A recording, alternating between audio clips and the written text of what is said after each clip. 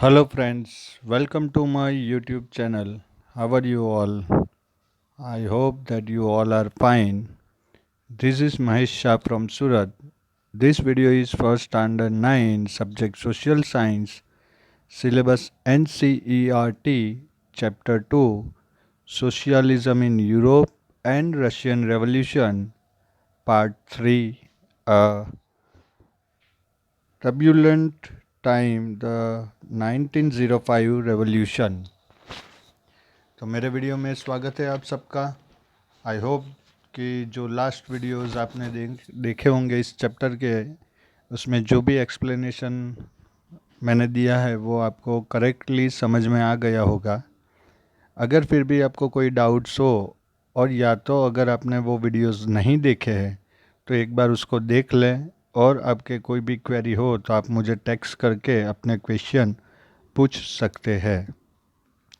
तो आज के वीडियो में हम जो बात करने वाले हैं वो 1905 में रेवोल्यूशन के टाइम पे कितना क्रूशियल टाइम था ये रशिया के लोगों के लिए, उसके बारे में हमें आज डिस्कस करनी है।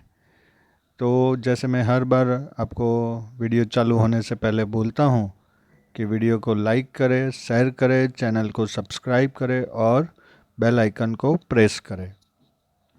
So let's start the video. Today's topic is turbulent time, the 1905 revolution. तो जब भी कोई रेवोल्यूशन होती है वहाँ पे बहुत सारे प्रॉब्लम्स होते हैं, लोगों को काफ़ी तकलीफ़ होती है, और हंगर भूख एक ऐसी चीज़ है जिससे जो लोग होते हैं वो अपना कंट्रोल, जो अपना मेंटल कंट्रोल है और इमोशनल कंट्रोल है, वो कहीं ना कहीं वो डिस्टर्ब हो जाता है और एंगरनेस दिखाई देती है, जिससे बहुत सारे प्रॉब्लम्स क्रिएट होते हैं।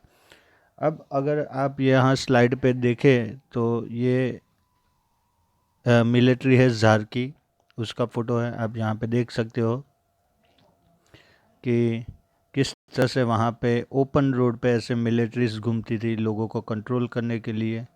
इसके अलावा अगर हम बात करें तो यहाँ पे लोगों की सिचुएशन देखिए, ये सब प्लान कर रहे हैं आगे रेवोल्यूशन में क्या करना है। ये वहाँ की आयरन एंड स्टील फैक्ट्री है जहाँ पे लोगों ने जो लेबर्स थे उन्होंने स्ट्राइक कर दिया था। ये रशिया का एरिया है, पेट्रोगार्ड। देखिए 1905 में ऐसा ये दिखता था। तो ये देखिए, ये अगर आप लास्ट वाली पिक्चर देख रहे हैं तो यहाँ पे क्लियरली ये दिखाई दे रहा है हमें कि कैसे लोगों के साथ बिहेव होता था। ये देखिए, लोगों को पकड़ पकड़ के मारा जाता था। और ये डूमा है, जब कंडीशन आउट ऑफ कंट्रोल हो गई तो ये है निकोलस II यहाँ पे। और उन्होंने डूमा लेजिस्लेटिव को कॉल्ड अप किया था प्रॉब्लम्स को सॉल्व करने के लिए, पर उनमें एक उनका इंटेंशन था जिसकी वजह से एक्चुअली में ये ये सक्सेस नहीं हुआ था। और ये है फादर गेपॉन, जिन्होंने ये रेवोल्यूशन को लीड किया था। फादर गेपॉन ये वाले। अब ये जितने भी पिक्चर्स है वो आपके टेक्स्ट बुक में एक भी नहीं है। आप यहाँ पे कैरेक्टर को आइडेंटिफाई कर सकते हैं। तो Russia was an autocracy. Unlike other European rulers, autocracy अगर आपको उसको समझना है तो बहुत ही जैसे मोनार्क के कंट्रोल में है, जहाँ पे लोगों को कोई राइट्स नहीं हो वैसी सिचुएशन, कुछ लोगों के हाथ में पावर हो। Unlike the European rulers, even at the beginning of the 20th century, the Tsar was not subject to parliament. तो ज़ार जो थे वो पार्लियामेंट में बिलीव नहीं करते थे 20th सेंचुरी के बिगिनिंग तक। Liberals in Russia campaign to end this state of affairs. पर जो लिबरल्स थे रशिया के वो इसके अगेंस्ट थे। वो उन्होंने ऐसी डिमांड की थी कि ये जो मोनार्क है वो कैंसिल किया जाए। Together with the social democrats and socialist revolutionary, they worked with peasants and workers during the revolution of 1905 to demand a constitution. अब लिबरल्स हैं, उन्होंने जब ये प्रॉब्लम्स चालू थे वो टाइम पे सोशल डेमोक्रेट्स और सोशलिस्ट रेवोल्यूशनरीज जो उनकी पार्टीज बनाई थी उन्होंने, जिनमें पीसेंट और वर्कर थे, उनके साथ मिलकर डिमांड चालू कर दी कॉन्स्टिट्यूशन की। कॉन्स्टिट्यूशन बनेगा तो उसमें कंडीशंस होगी और वो कंडीशंस को सबको फॉलो करना पड़ेगा, खुद ज़ार निकोलस ज़ार को भी फॉलो करना पड़ेगा। They were supported in the empire by nationalist in Poland for instance, and in Muslim dominated areas by Jihadists who wanted modernized Islam to lead their society. तो जैसे हमने आगे वीडियो में बात की थी, ये मुस्लिम जेडिडिस्ट है, ये जो आप फोटो देख रहे हो ये तो रशिया में बुद्धिस्ट, हिंदूज और मुस्लिम्स ये भी थे, और इन्होंने भी डिमांड की मॉडर्न इस्लाम की, जिसके अंदर कोई भी डिस्क्रिमिनेशन ना हो, या तो कोई भी चर्च है या तो मॉस्क्यू है, उनके जो सेंट्स होते थे, रिलीजियस लीडर होते थे, उनका डोमिनेंस ना हो। The year 1904 was a particular bad one for Russian workers. Price of essential goods rose to quickly that real wages decline by 20%। तो अब यहाँ पे सिचुएशन फ्रेंच रेवोल्यूशन से मैच होने लगी है कि यहाँ पे 1904 में जो एसेंशियल गुड्स थे, ब्रेड्स और जो भी खाने की चीज़ थी, उसकी प्राइस बढ़ी और उनके वेजेस जो थे वो 20% तक कम हो गए। The membership of workers association rose dramatically, क्योंकि अब यहाँ पे सब अनएम्प्लॉय होने लगे थे, सबको प्रॉब्लम हो रहा था, तो जितने भी एसोसिएशंस उन्होंने बनाए थे, जैसे कि सोशल डेमोक्रेटिक पार्टी और सोशलिस्ट रेवोल्यूशनरी पार्टी, उनमें उनके मेंबर बढ़ने लगे। When 4 members of the Assembly of Russian Worker, which had been formed in 1904, were dismissed at the Putilov Iron Workers, here was a call for industrial action. तो ये है Putilov Iron Workers, यहाँ पे ये iron factory का photo है, और इन्होंने जो उनका जो एक पर्सनल एसोसिएशन था उसको उन्होंने डिक्लाइन कर दिया और इंडस्ट्रियल एक्शन के लिए उन्होंने सबको इकट्ठा किया। Over the next few days over 10,000 worker in Saint Petersburg went on strike demanding reduction in the working day to 8 hours and increase in wages and improvement in working conditions. तो थोड़े ही दिनों में वो जो मेंबर्स थे वो बढ़ गए, 10,000 के जैसे हो गए, और उन्होंने डिमांड चालू कर दी कि भाई वर्किंग आवर कम कीजिए और वेजेस को बढ़ाइए और जो वर्कर्स की कंडीशन है उसको इम्प्रूव कीजिए। When the procession of worker led by Father Gapon reach the Winter Palace, ये है विंटर पैलेस, ये जो साइड पे आप देख रहे हो ये है विंटर, और आगे भी देखने को मिलेगा क्लियरली कि विंटर पैलेस कितना बड़ा था। तो फादर गैपोन जो थे उन्होंने कुछ लोगों को, वर्कर को अपने साथ लिया, और Winter Palace was attacked by the police and Cossacks. तो कोसेक्स कौन थे? तो वहाँ के जो पुराने जो हॉर्स राइडर आर्मी थे, ये कोसेक्स थे ये सब।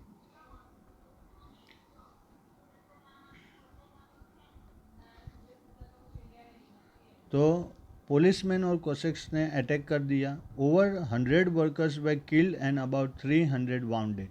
उसमें से 100 वर्कर मर गए और 300 वाउंडेड हो गए। अब ये विंटर पैलेस जो था उसके आजू बाजू में स्नो थी, तो एक्चुअली में जो 100 वर्कर्स मरे उनका ब्लड स्नो के ऊपर, वाइट स्नो के ऊपर रेड ब्लड, ये सबको इम्बैलेंस कर रहा था, और इसलिए this incident known as Bloody Sunday started a series of events that became known as the 1905 revolution। अब जब लोगों को पता चला कि इनोसेंट वर्कर के ऊपर अटैक हुआ है और 100 वर्कर मर गए, 300 वाउंडेड हो गए, तो लोग इसके अगेंस्ट हो गए और उन्होंने रिवॉल्यूशन चालू कर दी, जिसको बोला गया 1905 रिवॉल्यूशन।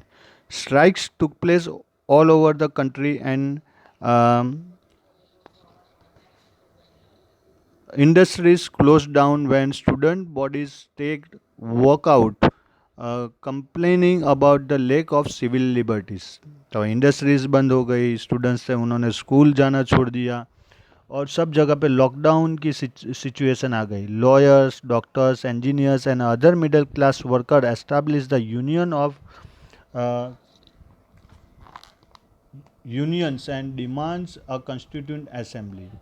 तो इन्होंने जो यूनियन बनी थी उसके ऊपर एक यूनियन बनाने की डिमांड की और कॉन्स्टिट्यूंट असेंबली के लिए डिमांड की.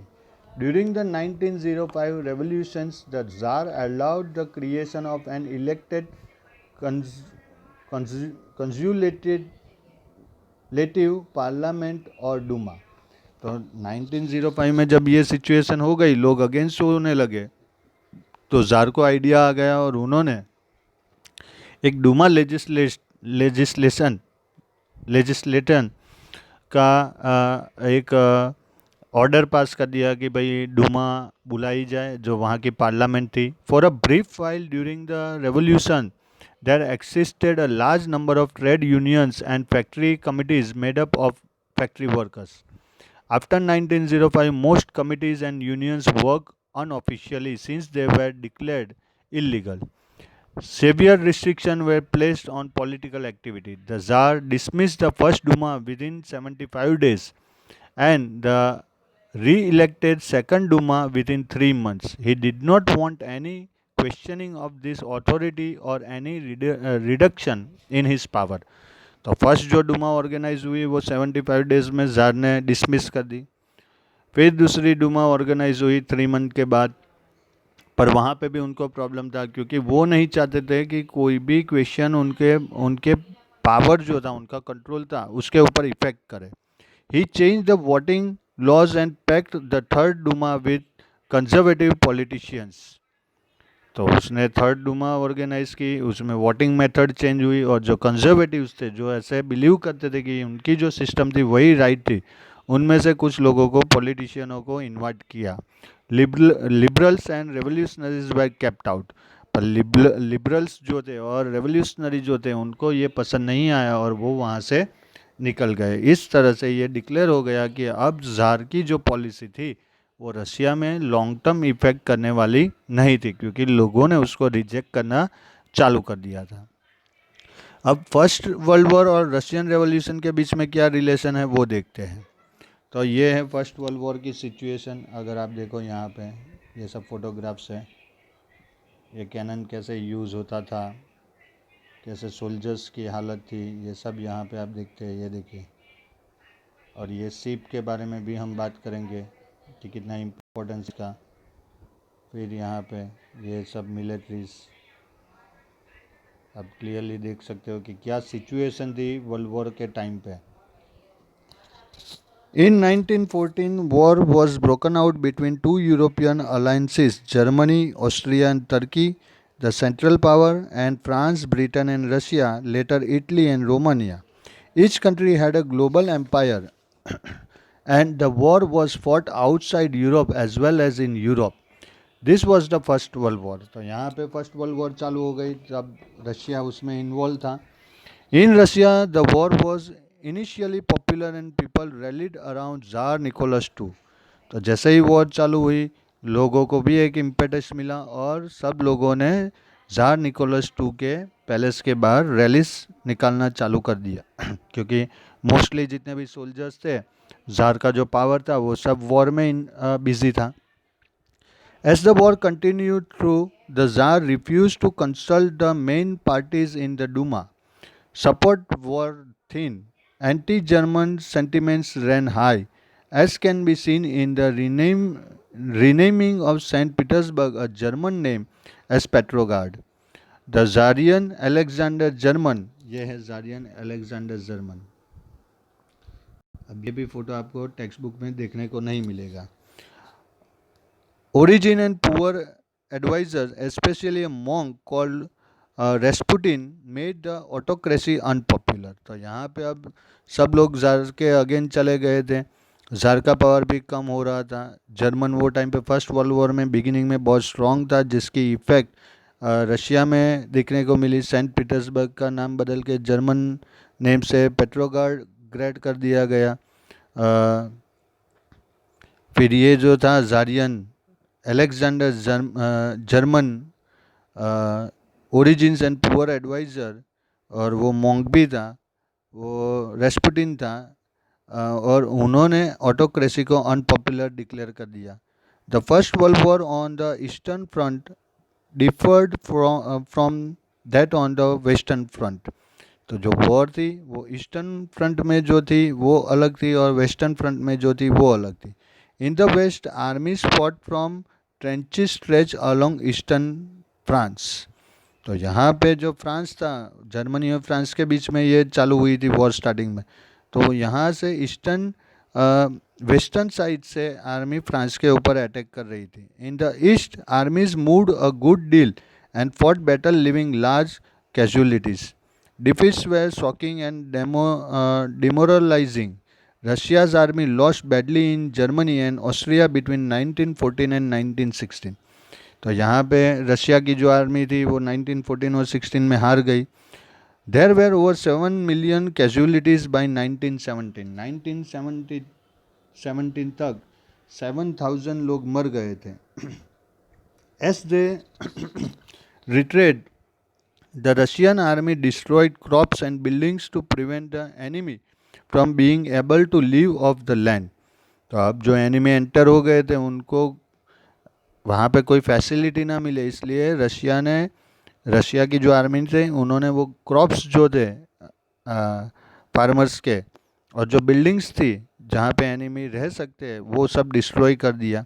The destruction of crops and buildings led to over 3 million refugees in Russia. अब लोगों के घर चले गए, उनके पास काम करने के लिए कुछ नहीं बचा, उनकी ज़मीनें चली गई। तो ऐसे 3 मिलियन रेफ्यूजीज रशिया में इकट्ठा हो गए। The situation discredited the government and the jar. अब ऐसे सिचुएशन में लोग ऑलरेडी प्राइस जो कमोडिटी की थी वो बढ़ी थी, जार्स के जो डिक्टेटरशिप थी उससे लोग परेशान थे, और ऊपर से ये रेफ्यूजी वाली कंडीशन आ गई। तो अब लोग गवर्नमेंट और जार के अगेंस्ट हो गए। Soldiers did not wish to fight such a war. Russia के जो सोल्जर्स थे वो भी ऐसी कोई वॉर करना नहीं चाहते थे। The war also had a severe impact on industries. अब इसकी वजह से इंडस्ट्रीज के ऊपर इफेक्ट हुई।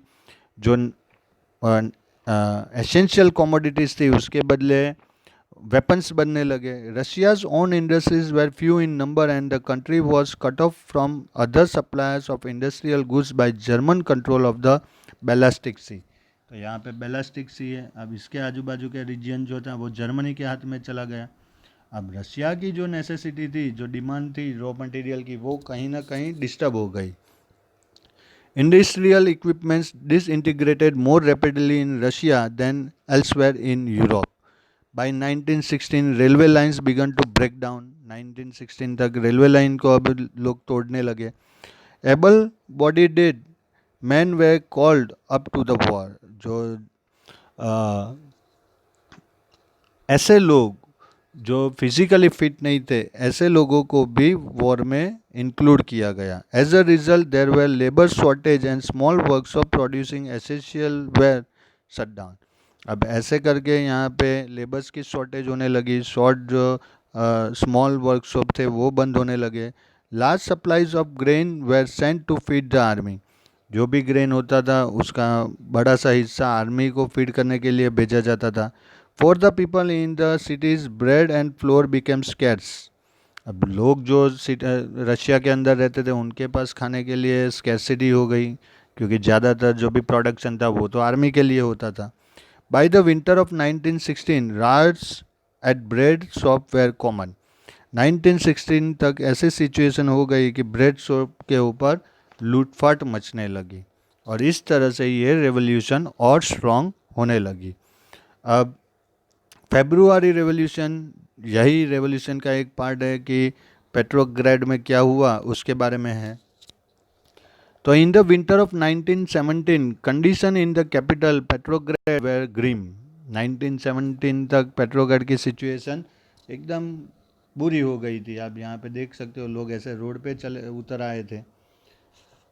The layout of the city seemed to emphasize the division among its people. The workers' quarter and factories were located on the right bank of the river Neva.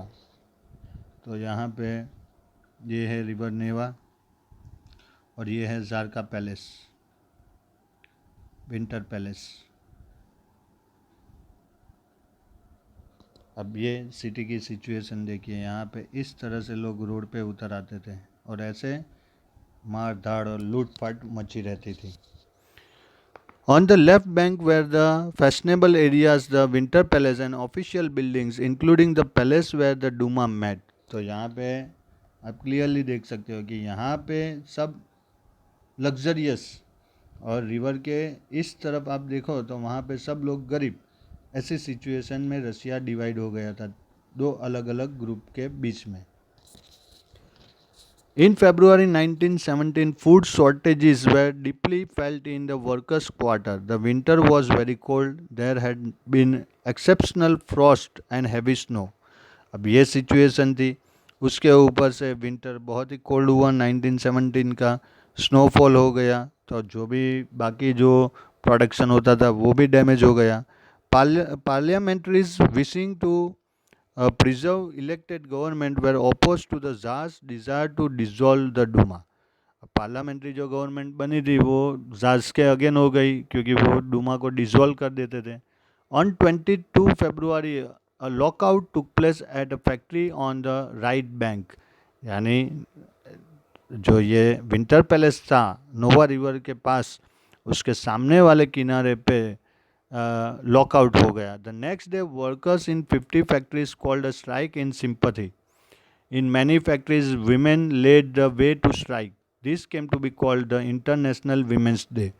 कुछ जगह पे वीमेंस ने भी strike कर दी और इस दिन को इंटरनेशनल वीमेंस डे के 22 फरवरी को इंटरनेशनल वीमेंस डे डिक्लेयर कर दिया गया। आज हम 22 फरवरी को इंटरनेशनल वीमेंस डे सेलिब्रेट करते हैं। Demonstrating workers crossed from the factory quarters to the center of the capital, the Nevsky Prospect। तो ये वो प्लेस का नाम है जहाँ पे लोग इकट्ठा हो गए, Nevsky Prospect. At this stage no political party was actively organize the movement. अब यहाँ पे कोई पॉलिटिकल इश्यू नहीं था, लोग अपने हिसाब से अब लड़ रहे थे। As the fashionable quarter and official building were surrounded by worker, the government imposed a curfew. Government ने कर्फ्यू लगा दिया। Demonstrators disappeared by the evening but they came back on the 24th and 25th। तो 24th और 25th फरवरी को ये जितने भी worker थे, डेमोन्स्ट्रेटर थे, रेवोल्यूशनरी थे, वो वापस इकट्ठा हुए। The government called out the cavalry and police to keep an eye on them. तो यहाँ पे गवर्नमेंट ने पुलिस वालों को बुला दिया, घुड़सवारों को बुला दिया, लोगों के ऊपर नज़र रखने के लिए। On Sunday 25 February the government suspended the Duma. यहाँ पे डूमा को गवर्नमेंट ने कैंसिल कर दिया और लोगों ने अपने हिसाब से वर्क करना चालू किया। Politicians spoke out against the measures. Demonstrators returned in force to the street of the left bank on the 26th। यानी 26 को लोगों ने विंटर पैलेस के ऊपर यहाँ पे अटैक कर दिया, ये लेफ्ट साइड में था। The police headquarter were ransacked. Police headquarter में लूटपाट मच गई। The street thronged with people raising slogans about bread, wages, better hour and democracy. The government tried to control the situation and call out the cavalry once again। तो वापस घुड़सवार को बुलाया गया।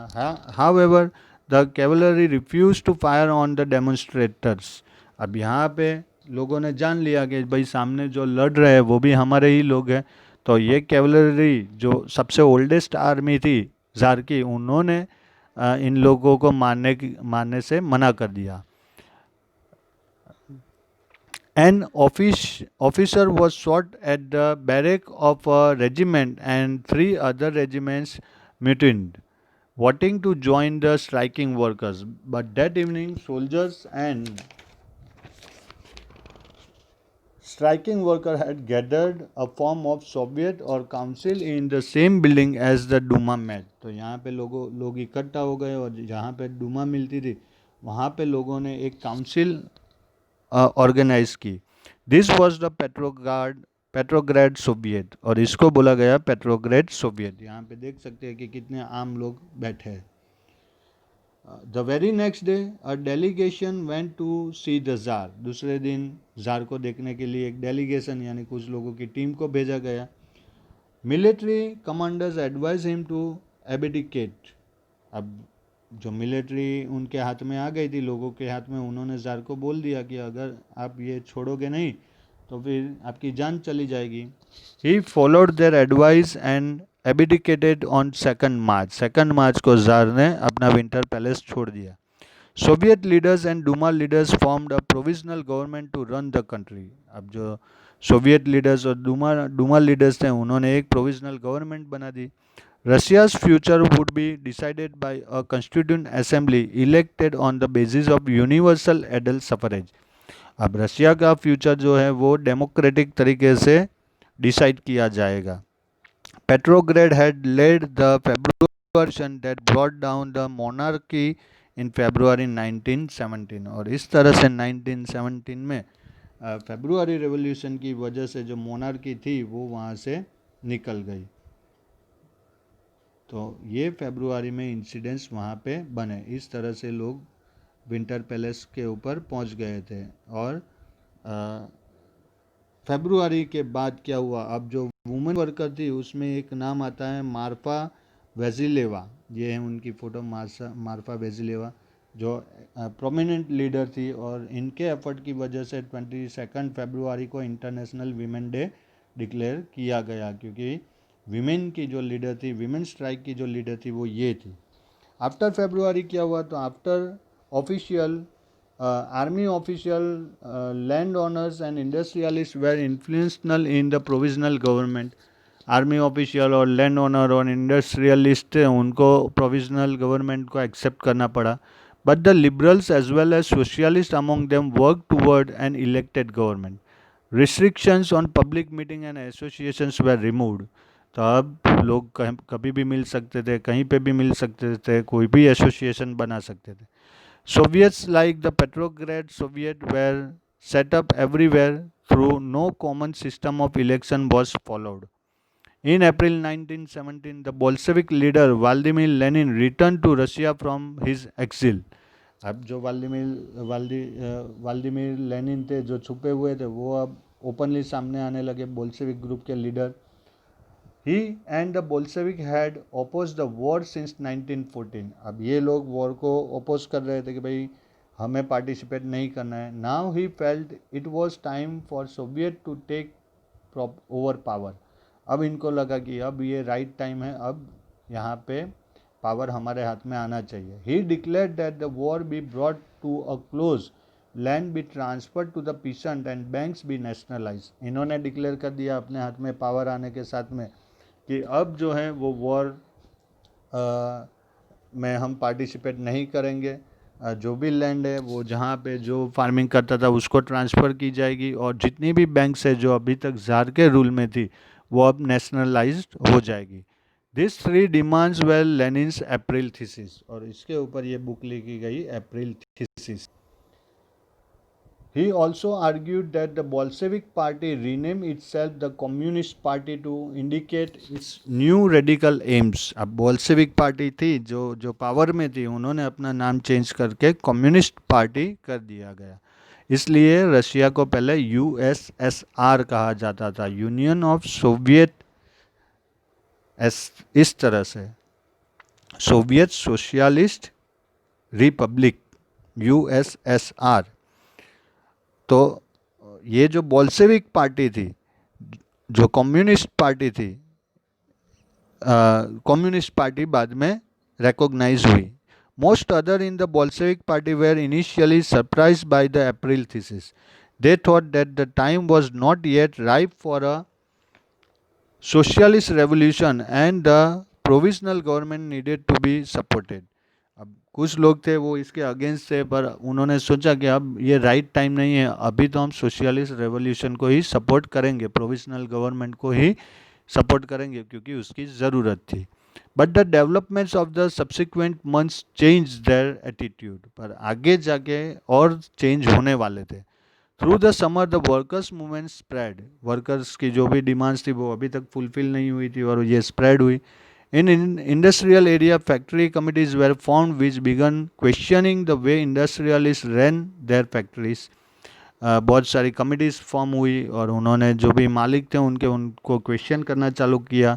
Trade unions grew in number, trade unions बने। Soldiers committees were formed in the army, army में भी soldiers committee बनी। In June about 500 soviet sent representatives to an all Russian congress of Soviet.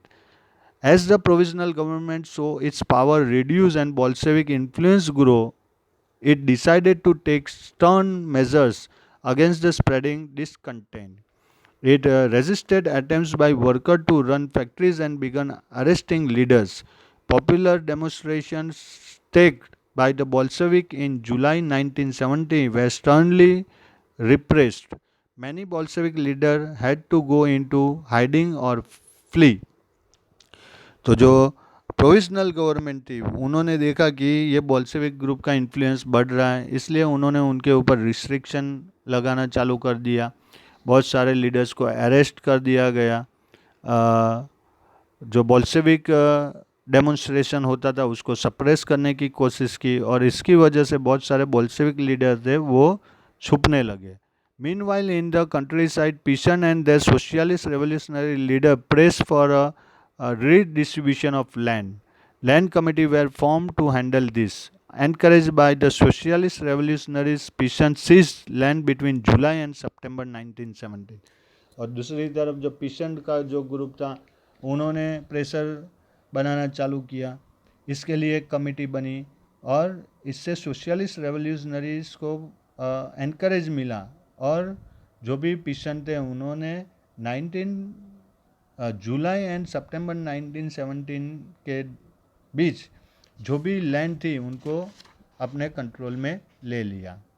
तो इस तरह से ये रशियन रेवोल्यूशन आगे बढ़ा। अब आज के वीडियो में हम यहाँ तक ही रखते हैं। नेक्स्ट वीडियो में हम बात करेंगे कि अक्टूबर मंथ में रशिया में क्या हुआ, उसके बाद क्या क्या चेंजेस हुए, किस तरह से रशिया ने अपने आप को सोवियत सोशलिस्ट डिक्लेयर किया और बहुत सारी आगे भी बातें बाकी है। ये चैप्टर आई थिंक 5 वीडियोस में कंप्लीट होगा। ये थर्ड पार्ट है, इसके बाद और इसके 2 पार्ट मुझे रिलीज़ करने पड़ेंगे। This is one of the lengthiest chapter of history, but it is very important to understand about the world history. तो हमें ये चैप्टर को ध्यान से ही कंप्लीट करना पड़ेगा, इसमें कोई भी पॉइंट हम मिस नहीं कर सकते हैं।